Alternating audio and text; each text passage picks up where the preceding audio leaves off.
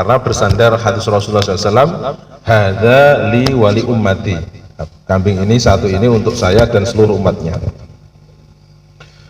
Hadis itu bukan kemudian dipahami bahwa korban itu untuk satu kambing kemudian seluruh umat Kanjeng Nabi, mboten.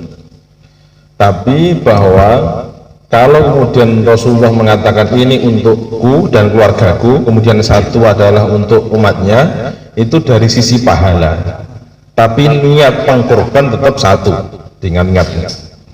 Makanya para ulama fikih, kalau kita Nahdiyin itu mengikuti empat madhab, Maliki, Hanafi, Syafi'i, dan Hambali. Menurut Imam Maliki, kurban itu adalah hukumnya wajib, jadi fardhu ain. Jadi satu kambing ya satu orang. Nah, batasannya adalah kalau orang itu mempunyai harta, kalau satu orang itu punya harta kira-kira satu nisab. Jadi satu nisab itu kalau terus emas itu sekitar 80 gram. 80 gram kalau kita buat mudah saja, per gram itu 500.000. Berarti orang punya uang kira-kira pada waktu hari raya Idul Adha plus hari tasyrik itu 40 juta. Berarti dia wajib berkorban. Jadi ada orang kalau punya uang kira-kira di waktu itu 40 juta, maka wajib berkorban. Itu madhab Imam Malik karena hukumnya adalah fardhu ain. Yang kedua adalah madhab Imam Hanafi. Imam Hanafi itu hukumnya fardhu kifayah. Jadi satu keluarga kalau kemudian ada yang berkorban satu orang, maka sudah menggugurkan kewajiban yang lainnya. Di satu keluarga itu satu orang, entah ayahnya, ibunya atau anaknya, satu korban berarti yang lain sudah gugur. Kalau kita seperti yang biasa kita ikuti, yakni mazhab Syafi'i, mazhab Syafi'i itu korban itu adalah hukumnya sunnah muakkadah. Sunnah muakkadah itu adalah sunnah yang dikukuhkan, hampir-hampir mendekati ke wajib. Jadi kalau ada orang mampu, ya sebaiknya korban. Jadi sunnah itu ada dua, sunnah yang biasa dan sunnah yang muakkadah. Yang muakkadah itu bila ketika ada orang yang mampu kok tidak melakukan, itu menjadi madmum, yakni menjadi jelek gitu. Mosok duit kok gak korban. Ketika demikian, maka sebaiknya orang itu berkorban. Berarti korban itu tetap hanya untuk satu orang, tapi pahalanya bisa mewakili banyak orang, tapi atas nama tetap satu orang. Jadi kalau kambing itu satu, kalau kemudian sapi dan unta jumlahnya adalah 7. Sekarang hanya terjadi di sekolah-sekolah dan seterusnya ada iuran korban. Kita buat contoh begini saja lah. Satu kelas itu ada anak 40, masing-masing anak iuran 100 ribuan, maka terkumpul uang berapa? 4 juta, oke, 4 juta. Lalu kemudian satu kelas ini korban, maka korban ini tidak bisa kemudian atas nama satu kelas, tidak bisa, tetap harus satu orang. Mungkin ketuanya atau siapa yang ditunjuk, Mas ini sudah semua anggota kelas ini kita urunan untuk jenengan beli kambing, atau kita belikan kambing, kemudian ini atas nama jenengan korban, silahkan. Lalu kemudian kambing ini dibagikan kepada seluruh anggota kelas itu, nggak masalah.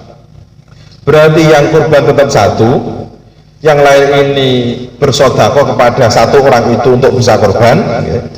Lalu kemudian orang ini korban, yang dagingnya kemudian dibagi-bagi satu kelas. Itu berarti yang benar. Jadi ada untuk pendidikan atau latihan, itu artinya bahwa yang berkorban tetap satu orang. Yang berikutnya, korban itu tidak boleh dari semua anggota badan dari hewan yang dikorbankan harus disedekahkan semuanya. Maksudnya begini, kalau itu korban sunnah, yang pengkorban itu diberi hak maksimal sepertiga dari hewan korban. Kalau seumpama bobotnya hewan korban itu 30, maka dia berhak mendapatkan 10 kilo. Yang 20 harus sedekahkan. Tapi kalau ini korban wajib atau kemudian nadar, maka semuanya harus disedekahkan. Nggak boleh dia yang pengorban plus keluarganya, anak istrinya ikut makan itu. Kalau itu korban sunnah, maka disunahkan justru mendapatkan. Dan yang paling diutamakan adalah dia mendapatkan bagian al-kabid atau al-qalb, bagian hatinya atau limpahnya, karena itu bisa melembutkan hati si pekorban kalau dia mengkonsumsi itu. Maka tabarukan walau luqaman. Jadi makan itu untuk tabaruk walaupun hanya satu puluhan lah, 1 puluhan itu. Nah, kalau kemudian demikian berarti kalau ada salah satu orang itu kemudian korban nadar, bagaimana kemudian kalau dia tidak dapat bagian dari yang dia korbankan itu? Maka sebaiknya dia mendapatkan bagian dari yang lainnya. Jangan sampai diambilkan dari hewan yang tadi dia korbankan. Makanya banyak di beberapa tempat itu ketika kambing itu kemudian diberi nama, bahkan ketika dipotengi itu tetap ini dagingnya di sini, yang satu ini, yang satu ini. Lah nanti orang yang berkorban si A ini dapat daging dari B dapat daging dari C, sehingga tidak makan dari bagian korbannya sendiri yang kalau itu nadar. Nanti boleh, tidak ada masalah. Kalau itu sunnah ya sebaiknya justru malah bagian dia itu mendapatkan bagian dari hewannya sendiri karena itu sunnah. Terus karena ini harus disedekahkan semuanya, maka tidak boleh korban ini dijual. Contohnya kalau jadi panitia kemudian tiba-tiba ada orang mau beli kulit, kemudian kulitnya dijual, Pak wis kulit ini sampai tuku, padahal yang menjual panitia, tidak boleh. Berarti kalau hewan ini utuh gitu terus tiba-tiba kulitnya dijual, berarti kulit ini bukan bagian yang disedekahkan. Paham ya? Kalau kemudian ini bukan disedekahkan, dijual atau ditukar atau diganti atau sebagai upah, maka nanti di akhirat itu hewannya tidak punya kulit karena tidak disedekahkan kulitnya, dijual. Artinya tidak sah itu. Lalu ada bagaimana kalau kemudian yang menjual itu adalah si penerima?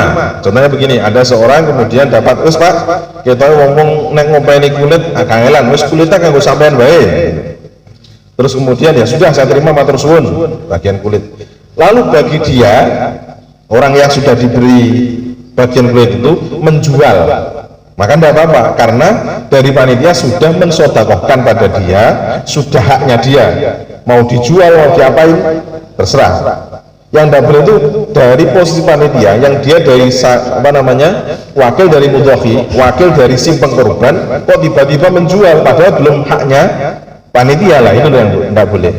Tapi kalau ini sudah diberikan kepada yang berhak lalu kemudian dia menjual, monggo, tidak masalah, kecuali kalau yang menerima itu adalah orang kaya.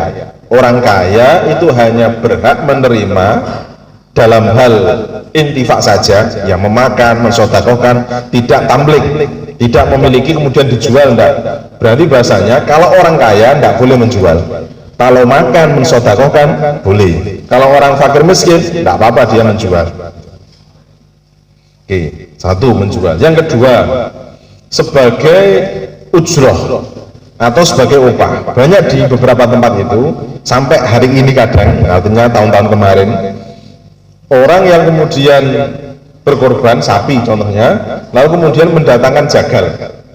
Lah si pengkorban 7 orang ini yang tadi korban sapi itu tidak memberi biaya operasional. Jadi ya gak urunan kresek, ya gak urunan kopi, sebutuh wes ngomong sapi tok, loko-loko. Akhirnya panitia bingung.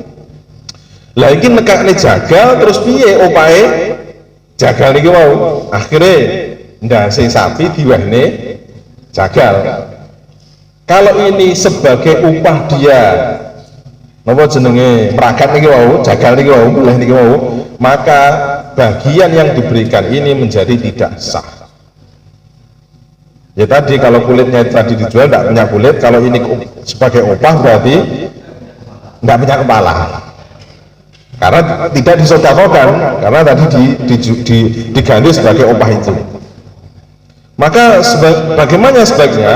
Sebaiknya si pengkorban itu juga memberi dana operasional. Ya wis, aku setor sapi, Pak, panitia iki duit 500.000, monggo muga-muga cukup nggih sing beleh yo nggih kopi nggih rokok wis pun. Ya, jangan sampai kemudian dana itu diambilkan dari menjual daging atau kemudian dipotong untuk biaya pembayaran si penjaga.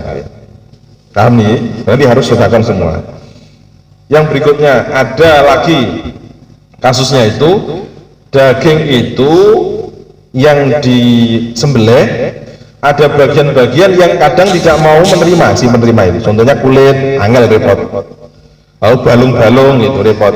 Makanya balung sama kulit ini dibawa ke toko daging sapi untuk ditukar daging ben gampang, ya sing nomo ya ben seneng. Maka walaupun tujuan demikian tidak boleh semua daging yang tadi dari hewan korban itu harus disetorkan semua, tidak boleh kemudian ditukar diganti daging kemudian baru dibagi. Paham nih? Terus lagi biasanya anak-anak muda ketika setelah disembelih kemudian dipotongi macam-macam, ada anak muda kadang ngambil entah terpedone atau apa terus dibakar dewe. Kalau ini belum haknya dia mendapat bagian yang diterimakan pada dia, ya masih bagian mungkin motor suwun kok tampi lagi dibakar tidak masalah.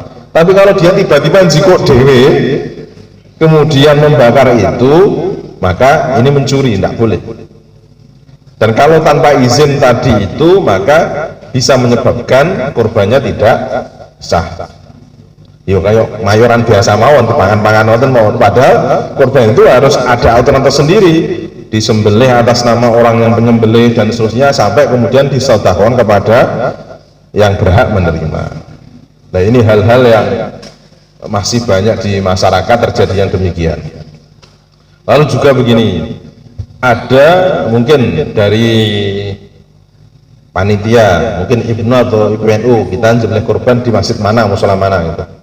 Lalu kita buat proposal, mungkin dari Pemda atau apa, dapat 1 atau 2 atau 3. Lalu tiba-tiba, yus bismillah, alhamdulillah, IPNU atau IPNU oleh wedhus telu, saiki dibeleh nggih korban.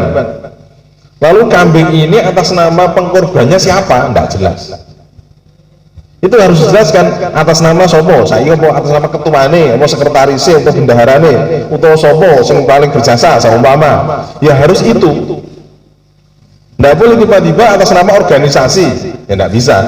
Kalau itu dilakukan maka itu bukan korban namanya, ya sedekah biasa, mayoran.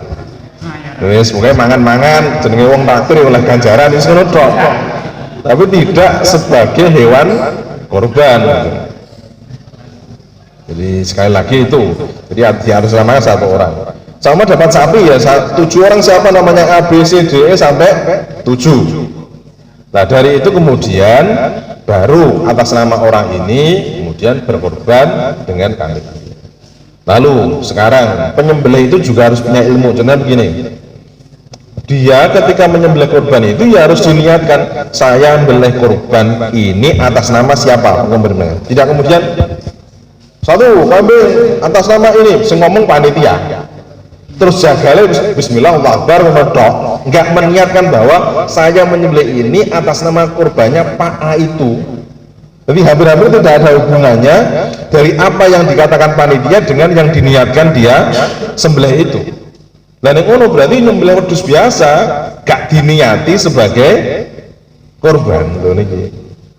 Jadi sing jagale kudu paham. Jadi beleh orang kurang sambil disebut, kurang sambil beleh saja, kurang dibeleh ya wes, dibeleh, tidak diniatkan ya tidak jadi korban namanya. Maka pengkorban itu sebaiknya kalau dia mampu beleh ya beleh dewe. Jadi ada udhiyati, iki 9 kulo, ini korban kulo. Atau kalau kemudian tidak bisa diwakilkan pada orang. Ketika diwakilkan pada orang ya diniatkan diwakilkan tadi itu. Ya Pak, tolong aku korban dengan belehne atas nama si yang berkorban itu. Lalu kemudian kalau bisa si pengkorban itu hadir di majelis di mana korban itu disembelih. Jadi dulu pernah Sayyidatina Fatimah itu korban, lalu kemudian Rasulullah, loh ini jareke korbannya Fatimah, ini Fatimah. Sayyidina Ali jauh teng dalem Kanjeng Nabi, yo jangan metu kon mensyahidkan, menyaksikan korbannya, kemudian ditimbali Sayyidatina Fatimah untuk melihat korbannya itu. Dan pernah Rasulullah itu berkorban ya, sehari itu 100 ekor unta, dan beliau menyembelih sendiri sejumlah 60 ekor. Ndak hati kesel ya, mulai bela sapi loro mawon iku padahal mesti dicekeli kabeh karena tenaga itu. Dan memang sunnahnya orang menyembelih itu dengan bitadafuk, jadi dengan kekuatan penuh untuk menggerakkan itu, bukan harus esek malah ngoten mboten ya, harus kalau bisa sekali itu lebih baik. Itu kesunahannya begitu, maka dengan senjata yang tajam kemudian dengan kekuatan penuh. Jangan beliau sikir ngene tok, apalagi dikit-dikit wah mesakne, walaupun susah tapi menyiksa, tidak boleh. Lagi ini adab, jadi banyak ketika kemudian sapi atau kerbau atau kambing atau hewan kurban itu disembelih di hadapan para sapi-sapi atau hewan lain yang juga akan disembelih, tidak boleh ini. Jadi neng kono nyencang sapi ini wedhus neng kono, nek beleh neng kene, jadi ngetne koncon. Tidak boleh. Suatu saat ada orang Badui ketika menyembelih juga begitu. Kemudian kalau orang Arab itu beleh kambing itu cuma sendiri satu orang, di apa namanya, yang satu kakinya menekan pada tubuhnya, yang satu pegang kepalanya, kemudian sendirian begitu, terus begitu. Dan itu di hadapan semua. Rasul mengatakan waihak wailak, jangan begitu, ojo koyo ngono cilaka awakmu. Ada jangan sampai di hadapan. Lalu suatu saat pernah saya itu ngisi apa namanya pelatihan tentang korban, mendatangkan para jagal-jagal itu sama dokter hewan. Terus ketika saya menceritakan hadis itu, dia berkomentar begini, bener Gus, bener pripun. Jadi ada kambing kadang dibelah itu ambune perengus, ada yang enggak.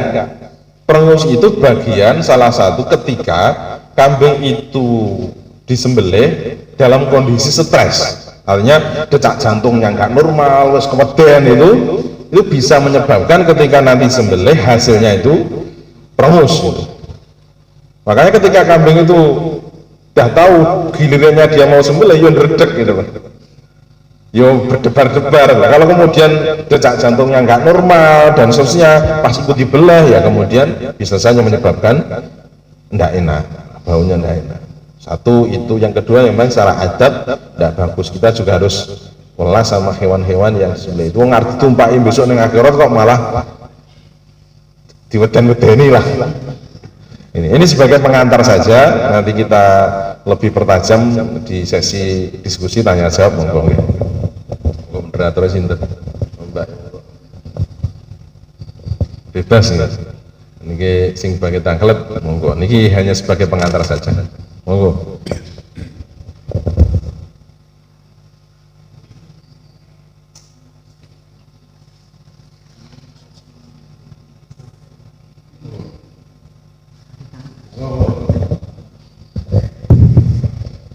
Bismillahirrahmanirrahim. Assalamualaikum warahmatullahi wabarakatuh. Pangapunten Gus pada tanglet, umpami enten mendo tapi saderengipun sehat, terus dibutuh lokasi korban, tapi ketika diturunkan itu kakinya patah, itu gimana? Ini yang pertama. Yang kedua, niku biasanya pun konco-konco pas membersihkan usus saat pandang itu biasanya pun kadang dibutuh waktu itu orang begini, tapi itu asal buatan makatan yang betul. Assalamualaikum warahmatullahi wabarakatuh. Assalamualaikum. Pertama terkait kambing yang kemudian ketika diturunkan dari kendaraan dan yang menurunkan itu bukan ahlinya, akhirnya digeret mawon, mencolot, akhirnya kejengklok, diklang. Kalau kemudian hewan itu cacat, entah cacatnya itu permanen atau saat itu memang digluk-digluk gitu, maka ketika saat itu disembelih untuk korban, maka korbannya tidak sah. Karena hewan korban itu harus salamat minal uyub, tidak boleh ada cacatnya gitu. Kalau itu tetap disembelih, ya dadi mayoran maksudnya, sodako biasa tapi tidak jadi korban. Pesaknya itu. Maka kalau bisa mendatangkan hewan itu, kalau bisa jangan sampai terlalu lama. Artinya seumpama hari ini sembelih ya paling subuh atau jam 6 datang, terus kemudian yang turunkan itu ahlinya, sehingga ketika pada posisi di tempatnya sudah siap untuk sembelih. Nanti kalau ada apa-apa yang tanggung jawab adalah si penjual, lah itu lebih enak daripada kita terima tiba-tiba begitu. Ada kasus itu, jadi dikirim sapi malam hari, kemudian niatnya besok disembelih, ternyata jam 4 pagi itu wafat, innalillahi. Ya wes, berarti siapa namanya penjualnya dikomplain betul sakit, sudah saya kirimkan malam-malam sudah sehat aman kok, pagi-pagi kok anu kan, ya sudah akhirnya getun, jadi buang ya tidak bisa. Jadi kalau bisa datangnya itu pagi, jadi sampai tempat itu sudah masih dalam tanggung jawabnya penjual, kemudian sudah, baru kemudian kita lunasi, baru kemudian kita sembelih, itu lebih aman. Artinya kalau dingklang macam-macam itu berarti apa namanya, tidak boleh. Terus hewan korban untuk hewan yang dikorbankan itu tidak harus laki-laki, cuma afdolnya laki-laki. Jadi kalau betina ya tidak apa-apa, tapi asalkan tidak sedang kondisi hamil. Kondisi hamil pun sebenarnya sah, tapi makruh gitu. Tapi kalau kemudian tidak tahu ya tidak apa-apa. Artinya sebenarnya besok diblerek kok enek anaknya. Kalau anak ini ternyata mati sebelum diblerek, artinya mati dalam sembelihan seperti sembelihan ibunya, maka itu halal. Maka dia terkategori sah, halal, walaupun utuh gitu. Yang penting sudah mati duluan, sebagaimana matinya ibunya itu kadabi hati umihi, seperti sembelihannya ibunya. Tapi kalau dia diblerek sik kecil-kecil, artinya si urip, maka kemudian dia harus disembelih sendiri sebagai hewan tersendiri, bukan kemudian ditokne sampai mati terus halal mboten disembelih, baru kemudian halal. Kalau kemudian dia hidup terus kemudian ditokne suwi akhirnya mati tidak disembelih, maka yang menjadi bangkai. Jadi kalau kemudian dibuka kawis mati sebagaimana mati ini ibu berarti halal, tapi kalau dibuka kemudian masih hidup segera disembelih. Gitu. Melanjutkan pertanyaan kedua. Pagi wis pokoknya ngurusi, akhirnya bagian jeruan macam-macam wis ngubungnya mayoran. Itu harus ada penerimanya dulu. Jadi, memang diweni sopo salah wis sampean Mas yo, iki matur suwun kula tampi. Baru kemudian bengine nggih mayoran enggak masalah. Didol ya enggak masalah. Tapi dalam rangka untuk apa namanya diterima itu harus diberikan kepada dari panitia, sudah sah diberikan kepada yang bersangkutan. Jangan tiba-tiba butuh dikodewe. Apalagi tentunya atas nama panitia ya. Panitia itu hanya berhak sebagai wakil dari mudhohi, dari orang yang korban, dan haknya dia hanya membagikan sesuai ketentuan, tidak memiliki. Jadi wakil itu hanya sebagai penyalur saja, tidak sebagai pemilik. Dari pemugi mayoran boleh, tapi dalam akadnya sudah diberikan salah satu, sudah sah diterima, baru kemudian malamnya untuk mayoran, tidak masalah. Dan daging kurban itu dalam hal pembagiannya tidak seperti zakat. Kalau zakat kan sebaiknya sebelum salat Id, atau di hari itu, hari raya itu sebelum maghrib. Ketika maghrib kok urung dibagi nih kodok. Maka kalau kurban enggak, kurban itu sampai hari tasrek tanggal 13 itu asar, nggak masalah, beleh pengini lagi hidumne, tidak harus pembagiannya itu sebelum habis hari tasrek, bagiannya di luar hari tasrek nggak apa-apa. Nah, kemudian diawetkan di macam-macam itu tidak masalah, yang penting dalam kondisi masih mentah baru kemudian diberikan.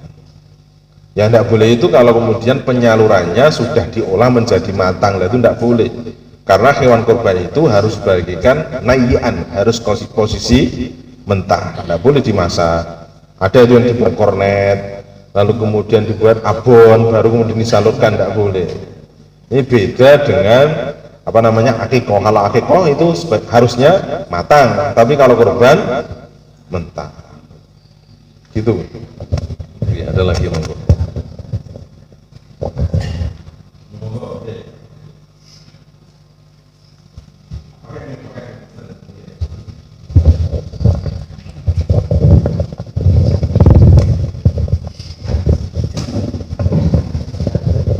Bismillahirrahmanirrahim. Assalamualaikum warahmatullahi wabarakatuh. Niki ajeng tanglet Gus. Lek tenggene kula niku sing kados pelanggaran sing jenengan sebataken kala kok kadose sampun dilampahi sedanten kalih piantun-piantun masyarakat mriku ngoten kados piantun mriku niku nek misale nyembelih hewan niku sing panitia nggih kebagian milih kiambak wonten bagiane kados kepala kaki niku nggih panitia ngoten kados lajeng kados pembagianipun betul nyembelih niku nggih wonten sing dimasak sareng-sareng ta mriku lajeng dimaem sareng-sareng ta mriku ngoten niku. Lajeng kan kalau wingi niku kan ibu nggih natas napa asal mendo lajeng disembelih ibu iya Mbak.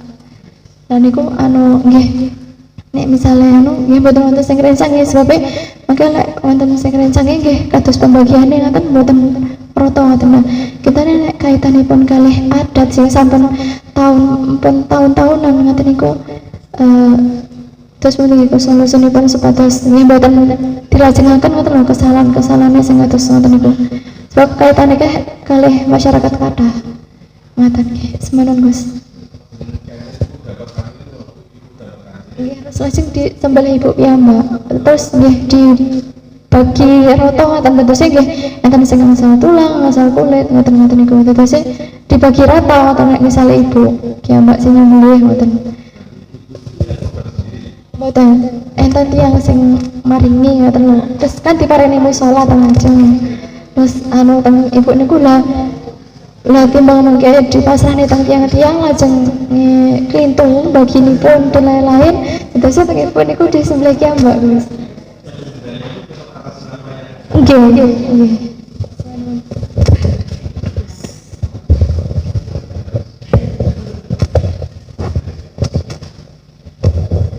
Oke, terima kasih. Pertama terkait tentang pembagian daging kurban. Jadi daging kurban itu ketika nanti dari panitia dia berhak memiliki memang itu bagian dia pribadi, mboten atas nama panitia. Maksudnya kalau panitia kemudian koyok-koyok dibagi, ini ketuanya lu oke, sekretarisnya lu oke, koyok-koyok DE dadi opae dadi panitia. Ini mboten. Kalau itu niatnya itu tidak boleh. Tapi memang wis sampean sikile, sampean iki murni pembagian biasa, maka tidak apa-apa, sah, boleh. Jadi yang dilakukan panitia, wis sampean iki sah itu, tidak masalah. Yang tidak boleh itu jiko dewe terus belum atas nama izin seluruh panitia, sudah sakar PDW. Mulai dewe butuh apa kok mulai dibakar dewe lah, ini berarti belum ada akad siapa yang menerima gitu. Kalau kemudian yo iki sah yo kita gowo sah yo oke berarti tidak masalah, bisa dibedakan ya kan. Jadi nek jiko dewe tanpa seizin kan berarti nyolong itu. Tapi kalau seizin berarti sudah sah karena diizinkan. Paham nih? Lalu kemudian kalau ada orang kemudian lebih hati-hati daripada ke masyarakat butuh nek ngedum gak ngerti caranya, butuh jiko pemasangan jiko wis sah padahal harus ada akadnya, lebih aman ya sudah kita yang beli sendiri, kemudian tetap atas nama si pengkorban kemudian kita tata, ya bagus, itu tidak apa-apa, karena yang menerima itu harus amanah.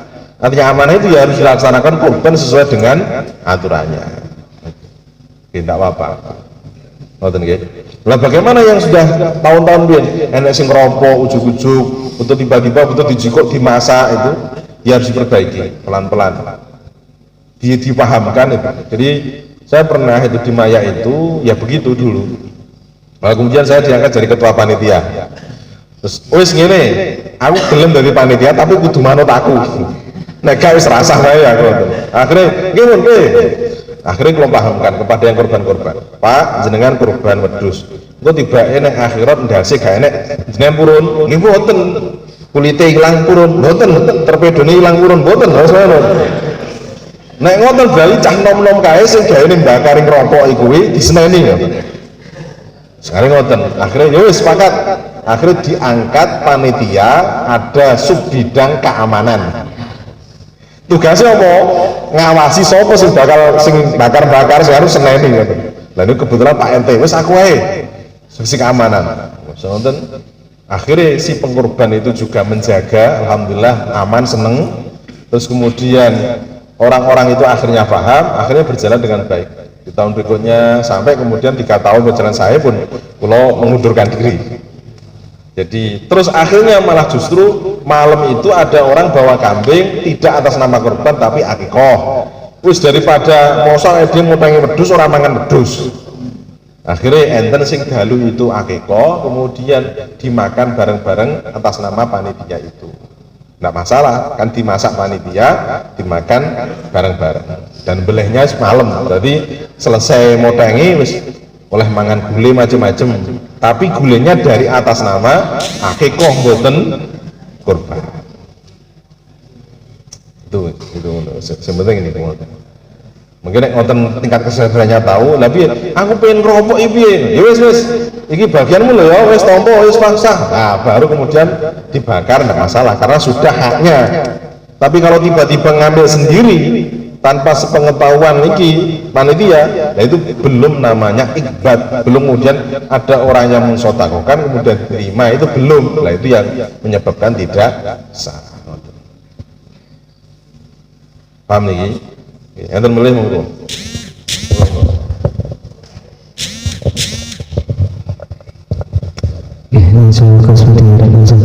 Kalau untuk korban semisal sapi itu mampu ketah untuk yang orang hidup. Kalau untuk orang yang sudah meninggal apakah boleh? Bagaimana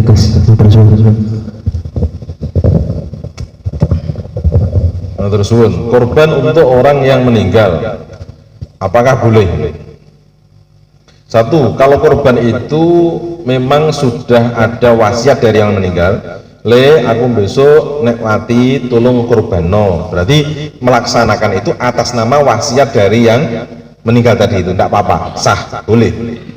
Sekarang kalau tidak ada, terus awake dhewe dadi anak ben niate berbakti ngorbane, caranya bukan kemudian yang meninggal korban, itu enggak, tapi kita yang berkorban tetap yang masih hidup, karena yang orang beribadah itu adalah orang yang masih hidup. Lalu pahalanya diniatkan disodakohkan kepada yang sudah meninggal. Aku korban, tapi ganjarannya kanggo bapakku. Aku korban, kang ganjar kanggo mbahku. Nah itu boleh. Bukan mbahku sing ninggal korban, bukan ngoten. Maksudnya meninggal korban, kan enggak. Nah caranya tetap nanti yang korban itu tetap orang yang masih hidup, cuma pahalanya dihadiahkan kepada yang sudah meninggal. Caranya begitu. Kecuali yang sudah meninggal itu memang sudah pesen, berarti korban ini atas nama pesennya yang meninggal, bukan yang meninggal korban itu enggak, tapi dia pesen agar dikorbankan, akhirnya melaksanakan pesannya dari yang meninggal, itu enggak apa-apa. Bedakan gitu. Makanya kalau narasi adalah kalau yang meninggal itu sudah berwasiat maka boleh, kalau enggak maka enggak boleh. Itu artinya kalau dia berwasiat berarti kita sedang melaksanakan wasiatnya si jenazah itu, mayit itu. Kalau kemudian tidak, tiba-tiba kemudian mengatasnamakan itu, tiba-tiba dia korban, ya enggak mungkin mosok sing meninggal kok korban, kan enggak mungkin. Sakit dipahami ini.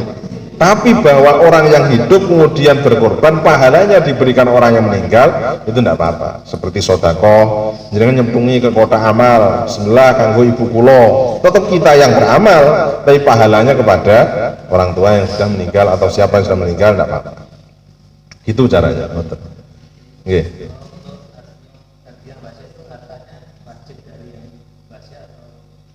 Nggih. Wasiat itu apakah diambilkan dari harta si pewasiat atau kita mengambilkan sendiri? Itu sesuai dengan syarat dari orang yang berwasiat itu. Kalau dia menentukan, le engko aku korbanno songko sawahku, songko bagianku jikuen dhisik ojo dibagi, terus kemudian dilakukan itu. Tapi kalau itu jelas-jelas wasiat, maka pelaksanaan wasiat itu dilakukan sebelum harta tinggalan itu dibagi. Namanya tirkah. Makanya orang meninggal itu ya satu, kalau dia punya hutang ya laksanakan. Kalau dia punya wasiat ya wasiat atas nama itu. Baru kalau kemudian sudah tidak ada hutang, tidak ada hubungan, baru ada namanya tirkah. Kalau memang tidak ada tirkah sama sekali, memang duitnya terbatas, utangnya akeh, tidak ada sisa, berarti tidak punya tirkah. Jangan kemudian dibagi dulu pada pasti punya hutang, enggak gitu. Jadi kalau pertanyaannya apakah harus diambil dari wasiat, kalau itu kemudian memang dia mewasiatkan itu dan tidak mensyaratkan yang lain, berarti ya itu dilakukan. Kalau enggak, le aku besok tolong korbanno, tapi duitmu lo ya, ngoten. Nah berarti harus ngoten, ngikuti persyaratan ini. Kalau tidak ada sama sekali embel-embel itu, maka diambilkan dari harta asli dari mayit itu. Jadi, karena itu sebagai hutang yang harus dilaksanakan, berarti ya itu diambilkan dari hutangnya sebelum dibagi tirkahnya. Oke, ada lagi. Monggo, mbak-mbaknya, segini masak. Itu harus jelas ini dagingnya sopo. Urung pokoknya orang jelas loh, orang jelas harus dimasak. Ngoten. Nggih. Terus biasanya kan gini kula kan ngoten. Nggih. Terus bar nyembelih ngoten daging sapi di sini dibawa gini ibu kan ada video Nggih. yang Nggih, sama masak nggih. bar selesai ngoten makan-makan ngoten niku. Nggih. Kalau daging ini belum ada penerima, tiba-tiba ibu-ibu butuh masak mawon, nggih boten sah niku daging sapa. Kudu ada penerimanya dulu, iki dagingku, wes bu, iki bagianku masakan baru sah. Tapi kalau tiba-tiba butuh panitia cukup, ini masak. Dari sopo? Nggih, konsumsi, nggak boleh. Kecuali ngaten, iki bagiannya sing korban, terus sing korban wis rido ngerti. Pak sampai sampean bagiannya kan sepertiga Pak. Ibu nek kula mau 6 kilo kagem napa panitia masak-masak, nggih mboten napa-napa.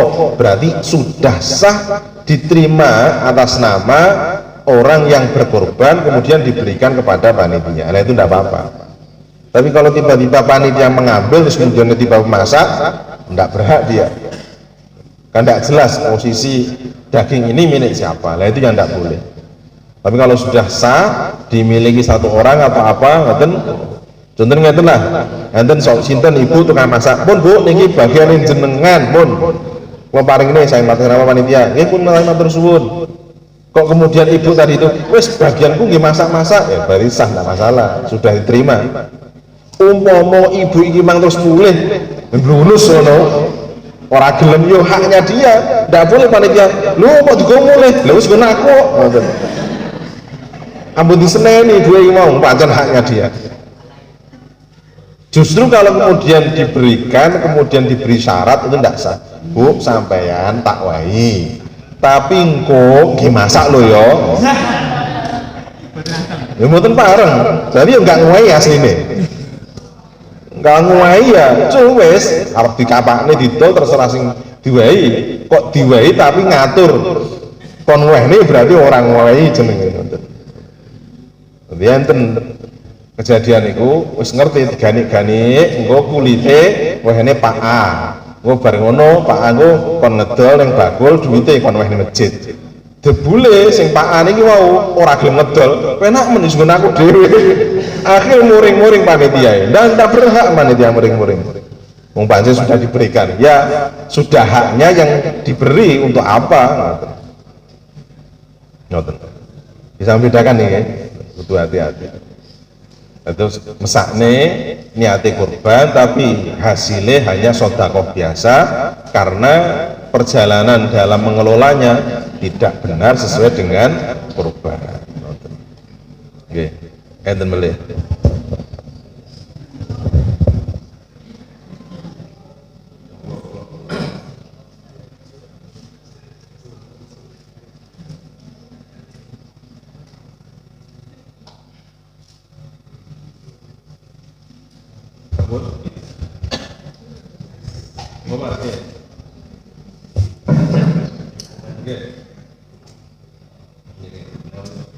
Terkait apabila tidak ada penerima daging kurban itu gimana?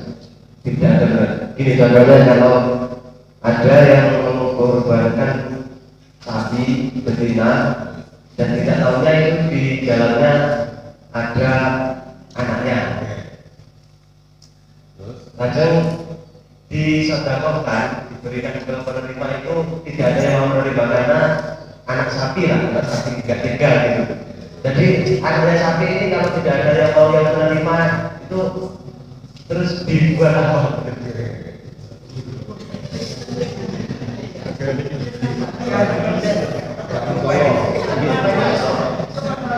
Kalau terus pertanyaan kedua ini, kalau sapi betina itu yang disembelih itu kan ada anaknya, itu kalau anaknya hidup di peliharaan boleh apa tidak? Ya, terima kasih.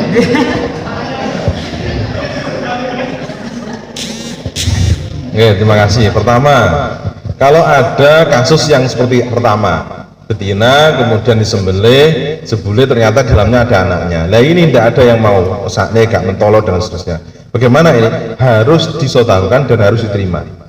Babakan engkau di masa opora, terserah orangnya. Jadi nompo ora kudu kon masak, ya wis tak tompo sah wis ngoten. Ora kok mau nompo wae piye. Ya wis tak tompo, tapi engko dipendem atau apa, sing penting sudah diterima. Jangan sampai kemudian orang enek sing menghai. Loh ini banyak kasusnya. Contohnya ngeten. Belai sapi, lalu kemudian cara pembersihannya jauh dari sungai atau apa. Akhirnya bodoh mok. Beda tinggal dagingnya turah-turah, akhirnya diguak tok dipendem. Tidak boleh itu. Artinya ya harus wis tak tompo nih bagian jeroan, wis tak tompo sah. Baru setelah itu dikubur macam-macam, tidak masalah. Tapi yang jelas sudah ada penerima dari bagian seluruh daging kurban. Walau asy'ariha wa abariha wa adhamiha, dengan Nabi harus disedekahkan walaupun ulune, bulu kecilnya, balungnya kudu disedekahkan. Tidak boleh kemudian tidak disedekahkan. Ngoten ya. Terus yang kedua, kalau kemudian itu hidup, bagaimana? Apakah harus juga ikut disembelih atau boleh dipelihara? Boleh dipelihara. Karena niat kunci pengorban itu yang dikorbankan adalah yang dohir ini. Ternyata kalau kemudian punya anak, ya anaknya tidak masuk ikut harus dikorbankan. Boleh dipelihara. Tidak harus ikut dijadikan korban. Saya mati berarti ya ikut korban. Oke, enten melih. Monggo. Nanti kan Yai umumnya barang kudu disedekahne. Lah saniki niku panitia amrih sedaya niku lancar. Niku dikeropok. Dikeropok saderenge ditum. Sehingga ditum niku kulit meresik. Nah, niku prayogi napa mboten niku. Terus soalnya menawi mungkin ditum tasik enten ulune akhirnya tukang omah kira-kira mboten diolai ngono lho. Akhirnya panitia ndamel cara batas niku mungkin saged dan daging iso kemasak sedaya niku kulite dikeropok riyin saderenge ditum. Niku prayogi napa mboten? Matur nuwun. Matur suwun nggih. Biasanya enten pancen ada yang dikeropok atau dikerok gitu nggih. Saya kira tidak ikut disedekahkan. Itu sebaiknya bagaimana? Sebaiknya orang yang melakukan atas nama panitia itu harus minta izin kepada orang-orang yang akan mendapatkan bagian dari hewan korban itu. Oh niki kagem sedaya RT lho nggih. Niki panitia ben penak sedaya, niki pun sah, cuma panitia niki kebijakannya dikerok dan seterusnya. Oh nggih mboten napa-napa. Nggih mboten napa-napa itu sudah atas nama penerima. Jadi ngewangi penerima. Mboten kok panitia nggak kebijakan dewe yang itu belum ada akad bersama penerima. Nah tiba-tiba panitia ngerosi dewe kok ben gampang, berarti akhirnya bagian dari apa namanya aubariha wa asyariha ndak ikut disotakan mboten parah. Mboten sempurna. Berarti saya ini tetap itu minta izin kepada orang-orang yang nanti berhak menerima. Akhirnya rapat panitia ini sing saya mungkin anu nggih untuk nek niki wedhuse mungkin dikeropok utawa wedhuse mungkin dikerok. Nggih mboten napa-napa, sudah seizin orang-orang yang bagian mendapat draft bagian itu loh ngoten. Sakire ngerti oh ya gak apa-apa ngoten. Kok seumpama sampai pomo bagian kuku kulit ojo sampai dikerok ya harus diikuti, pancen haknya sing penerima itu, bukan haknya panitia. Sekali lagi bukan haknya panitia. Panitia ini hanya penyalur saja sebagai wakil dari mudhohi melaksanakan kurban, disalurkan sesuai dengan aturan, boten menghaki hewan kurban. Maka hati-hati nih kalau jadi niatnya ben kepangan tapi jebule malah kulite apa rambutnya itu mau boten ikut tersedekahkan. Berarti besok nih akhirat gembel kabeh. Nggih. Ngoten carane pun ngoten. Nggih. Nggih. Nggih nuwun sewu niki paham sebagian niku niat kurban itu wekdal nyerahaken kewan. Mboten wekdal nyembelih. Lah niku pripun kenyataan ngoten. Contoh nggih. Dan kula niku asring pikantuk kurban saking Pondok Gontor ngoten nggih. Lah niku nggih, ini kurban Pondok Gontor ya kurban mawon. Sapa sing kurban nggih mboten ngertos. Nah, nggih. Padahal kurban Gontor niku ratusan. Mboten naung puluhan ya. Ratusan hewan, tapi niatnya hanya waktu setor yotro, bahwa tentang panitia kan, ini ada kurban satu paket, kemana 3 juta, namun ngaten, nah ini dari ABC setor ke panitia, nah, tapi panitia tidak menyebutkan ekornya ini per ekornya kepada siapa, dan juga tidak pernah diberi nama. Nah ini itu contoh seperti Pondok Gontor dan mungkin yang lain pun yang kadang-kadang ya hanya itu karena pemiliknya mudhohinya itu orang jauh, hanya setor rekening lah gitu ya. Nah, menerima di rekening setor lewat rekening. Nah, terus barangnya yang mana ya tidak tahu, pokoknya yes ini dari yang mengumpulkan itu saja. Ini bagaimana sebaiknya ya, ini saya hanya pernah dan sering menerima dari Pondok Gontor contohnya seperti itu, dan sana itu menurut pemahaman masyarakat umum itu sudah yang benar gitu loh. Pelaksanaan di Gontor itu sudah benar karena pondoknya pondok besar, itulah bukan kok syariatnya dari pemahaman hukum ini, tapi karena pondoknya itu sudah terkenal pondok yang besar dan orangnya sudah internasional gitu. Pokoknya apa yang dari Gontor itu sudah betul, hanya gitu aja. Ini perasaan saya ini, entah dari yang lain memahaminya kurang jelas, itu contoh aja. Bolehkah itu ditiru untuk kita gitu? Nah ini pengalaman ya, mungkin teman-teman anak-anak atau adik-adik juga begitu pernah menerima atau mungkin dari mana saja kira-kira seperti itu ya, maka ini mohon penjelasan. Terima kasih. Matur suwun. Sama ada orang nyumbang ya, itu harus dijelaskan dulu nyumbang itu dia memang sebagai pengkorban atau dia hanya sodakoh berupa uang untuk korban atas nama siapa saja.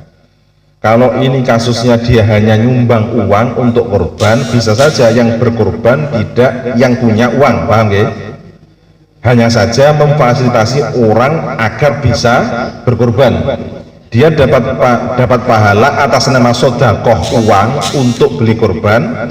Lah kemudian orang yang diberi sodakoh itu berkorban atas nama dirinya dan dia dapat pahala atas nama dia bisa berkorban. Bisa dipahami nih? Oke. Sekarang kalau kemudian kasusnya seperti Gontor atau Pemda itu kan butuh nyumbang sapi, nyumbang niki. Terus bagaimana? Siapa pengkorban? Kalau dia itu tidak menentukan atas nama sapi ini pengkorbannya A, B, C, D, E, berarti dia hanya sodakoh hewan kurban. Sodakoh hewan kurban. Lalu bagaimana korbannya? Silahkan mengatasnamakan panitia atas nama A, B, C, D, E. Panitia mau pitu, yo sing korban atau aku kue mau pitu yo, oke disembelih. Nah korban itu berarti atas nama yang tadi disebutkan itu, tapi dagingnya sodakohan atau hewannya sodakohan dari orang yang punya dana. Terus kados Gontor dan seterusnya itu sebenarnya orang-orang yang itu yang niatnya pokoknya sodakoh kanggo korban monggo terserah lah atas nama sinten. Kecuali kalau saya itu berkorban ya atas nama saya, ya harus begitu. Kados tahun ini ya enten sang Jakarta nih, Gus kula korban atas nama niki. Anak saya namanya lengkap ini, nanti tolong terimakan, minta nomor rekeningnya. Nggih, ngoten kula sebagai pelaksana ya saya dapat uang, kemudian uang ini saya belanjakan kambing, lalu kambingnya disembelih atas nama pengkorban sesuai dengan nama yang disyaratkan itu. Tapi kalau tiba-tiba aku ngewedus pokoknya terserah nggih korban sopo, nah berarti pengkorbanan atas nama siapa? Monggo terserah. Kalau nanti ansal apa jenis bantuan sapi ngoten niku.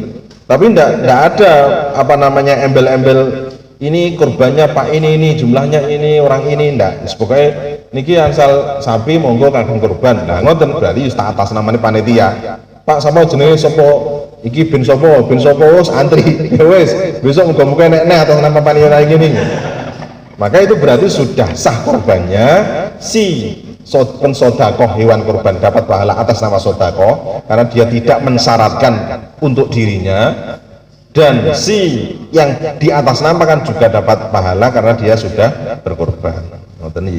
Kecuali memang orang yang nyumbang itu niat korban untuk dirinya, maka si panitia kok menerima tidak melaksanakan sesuai amanahnya, yang keliru adalah panitia. Lo ngoten termasuk wali santri Gontor itu termasuk juga teman saya. Loh, aku mau korban ini buat nyapa loh. Terus kadung gue diserani Gontor. Loh, piye sistemnya? Wis penting transfer apa namanya uang, nggih. Pokoknya per A 3 juta ya sudah pun. Mungkin terserah bagaimana dan seterusnya itu. Seharusnya panitia yang demikian itu ya harus rinci, artinya bahwa nanti ini saya belikan sapi untuk atas nama 1, 2, 3 sampai 7, sapi ini atas nama ini, terus begitu. Kalau pengen sesuai dengan aturan dia memang yang berkorban. Kalau dia hanya sodakoh untuk korban berarti ya nilainya sodakoh hewan korban, tapi bukan dia yang berkorban. Panitia harus jeli. Ini kados wau terima mawon saya Gontor. Diniatkan atas nama ini adalah sodakoh hewan kurban. Siapa yang berkorban di atas nama panitia itu mau. Iki pedus iki sampean yo dan oh yo matur suwun. Sama saja orang yang sodakoh tadi dapat pahala karena sehingga ada orang lain bisa korban, yang korban ya juga pahala karena dia memang sudah berkorban. Ngoten. Langkung aman iki. Tapi kalau tiba-tiba pokoknya disembelih atas nama sopo gak jelas, ya tidak bisa. Ya itu namanya sodakoh biasa. Artinya mayoran daging lah. Mboten namanya kurban.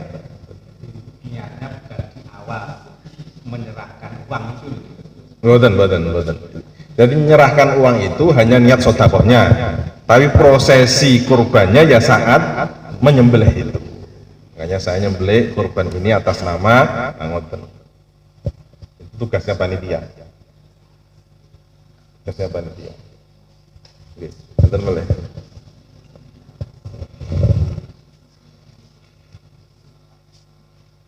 Matur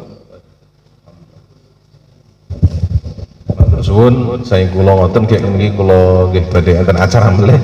Kula nyuwun izin mboten saged ngrencangi ngantos akhir. Bilih wonten pentel atur saya kula wonten ngapunten kathah. Wallahul muwaffiq ila thoriq. Assalamualaikum warahmatullahi wabarakatuh.